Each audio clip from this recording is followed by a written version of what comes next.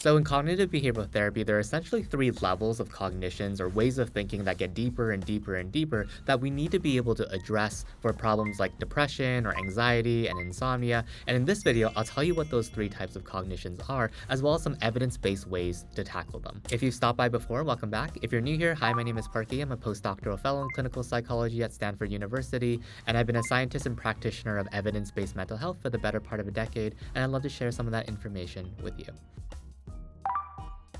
And at the first level is our automatic thoughts. And I think of our automatic thoughts as essentially the thoughts that randomly pop up in our day-to-day as we go through life. For example, if we're at a party and we're talking to someone, we might have a random automatic thought like, this person doesn't really like me. Or if I got a C+ on my history paper, I might think, oh, I'm a terrible student. So it's really kind of our immediate reaction, the automatic thought that just pops up in our mind as we're kind of going through our life and as random triggers or stressors pop up. So underlying our automatic surface level thoughts are then our rules and assumptions about how life works, and it's usually in the form of if-then statements, like if I were to interact with people, they're not going to want to interact with me back, or they're not going to like me. If I were to try something new, I'm totally going to fail or not going to like it. If I were to ask that person out, they're going to say no. So they're kind of like guiding beliefs as to what would happen or predictions as to what would happen if I were to do something. And usually when we're struggling with things like depression and anxiety, the prediction or rule is likely a negative one. So at the top, we have these surface level thoughts. In the middle, we have these rules and assumptions.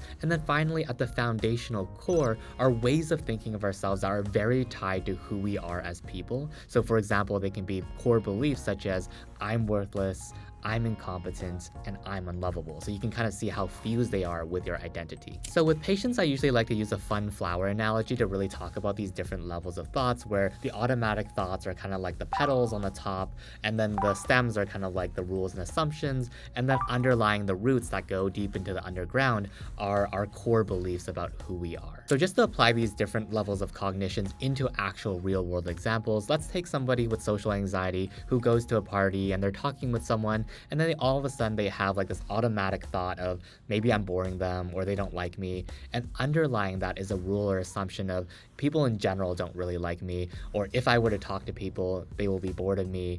And then underlying that rule and assumption is a general inherent core belief that they are unlovable. So sometimes it can be kind of hard to figure out what the core belief is in different situations to be able to properly target it. And one strategy I often find really helpful as a therapist is something called the downward arrow technique, which basically asks the patient the question, if this thought were true, what would it mean about you? Let's say somebody didn't do so well on a recent paper and they had the thought, I'm a terrible student. Well, if that thought were true, that you were indeed a terrible student, what would that mean? Well, I would never succeed. And what would it mean if you never succeeded? Well, I wouldn't be able to provide for my family. And what would it mean for you to not provide for your family? Well, I would be a failure. So as you can kind of see, as we went down the sort of rabbit hole of the downward arrow technique, we got from not doing so well on a paper all the way down to the core belief of I'm just a failure. So fundamentally, changing our core beliefs is going to be the most crucial to be able to see ourselves and our identity in a fully different way. But unfortunately, these foundational beliefs that form the core bedrock of who we are as people are pretty hard to change. So it can often be quite helpful to start with some of the higher level rules and assumptions and surface level thoughts to be able to engender more greater long-lasting change down the road. So first of all, let's talk about some ways to deal with some of these automatic thoughts that pop up in our daily lives. And one of the strategies I often find helpful is evaluating the evidence, otherwise known as check the facts, where we're essentially taking the situation and asking the question, does the facts of the situation support my thought? So let's take the person who didn't do so well on their paper and they have the thought, I'm a terrible student, and maybe, yeah, like they didn't do so well on that paper or some other exam.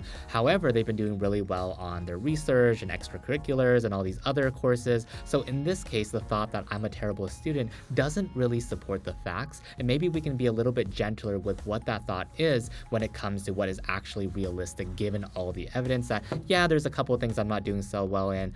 On the other hand, there's all these other things that I am doing really well in. So that helps to reduce some of the guilt and shame and depression that comes with that initial really intense thought that allows for better effectiveness in our daily life. Because we can't really be really effective when we feel depressed and ashamed. And when you're dealing with these automatic thoughts, it's important to identify what I call the hot thought, which is the thought that generates the most most negative emotionality. Because in different situations, like if you're walking along the street and you're waving to a friend and they don't say anything back, you might have multiple thoughts in that very moment. You might have thoughts like, oh, maybe they didn't notice me, or maybe they were dealing with an emergency issue, or maybe they don't like me. And you want to pick the thought that actually bothers you the most. So in this case, it might be, they don't really like me. That can be the thought that you can target using checking the facts. So checking the facts or evaluating the evidence can be really, really helpful when we're targeting the validity of the thought. So whether the thought is true or not. However, sometimes thoughts can be true, but they don't have a lot of utility. They're not particularly helpful. Like maybe my thought of I'm a terrible student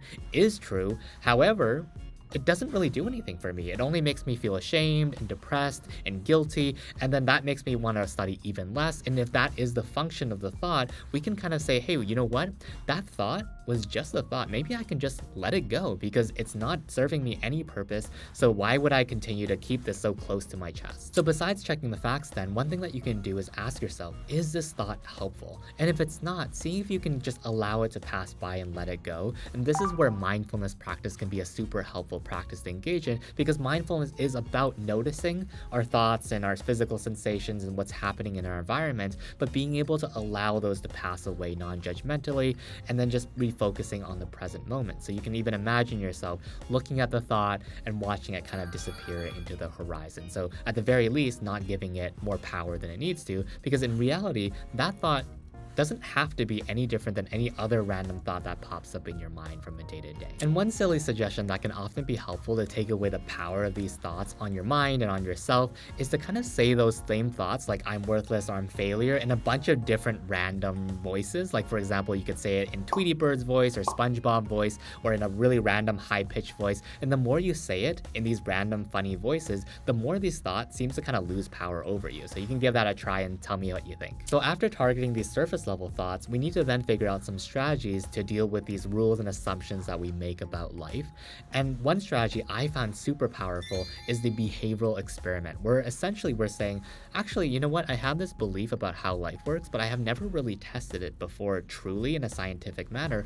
Why don't I actually test it out? So I'll tell you a story about a patient of mine who struggled a lot with work because they felt like they always had to work 100% in order to do well. And if they worked any less than that, people are going to notice, and then she was going to get fired or be chastised for it. So as a result, one experiment that we decided to do was, why don't you, instead of doing 100% on everything, why don't you go down to about 70% effort? And let's just see what happens. So over the week, she just engaged in her work as usual, but kind of like 30% below how she would normally operate. And what she found was that people didn't really even notice. Like nobody said a single thing, and her performance was just fine, and her performance review went totally fine. So if there are certain rules or assumptions that you make about life, about like wanting to try something but thinking it's going to be negative, or doing something but feeling like it's not going to work out, I encourage you to take a very curious scientist approach and just give it a shot. See what happens. Worst comes to worst, your belief was true and you managed to survive. Best case scenario, things kind of work out perfectly fine, and then now you got some more data to revise what assumptions and rules you have about life. So as we talked about, core beliefs can be very hard to change, but you've already done a lot of the great groundwork by identifying and targeting some of these automatic negative thoughts, by starting to shift the way that we see the world and our rules and assumptions through behavioral experiments, that all of it's offering new soil for potential competing alternative, more helpful belief to start to arise. So for example, going from I'm worthless to there are certain things that I'm good at and can provide value to other people, or I'm unlovable to there are certain people that value me and I do have a good group of friends. So you can kind of see that these beliefs aren't just fully pushing to the other side. They're ways of honoring our life and the evidence that we have from our lives that compete with this initial, more concrete core negative belief. And this practice kind of reminds me of the movie Inside Out 2, where Riley initially had a core belief of I'm a good person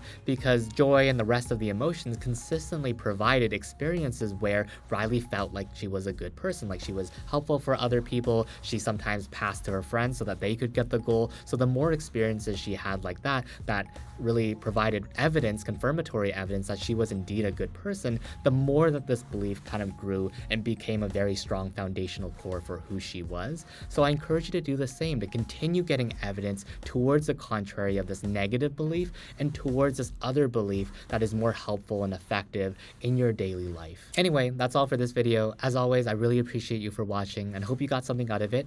If you did, I encourage you to subscribe because I'll make more videos like this in the future. Ciao for now.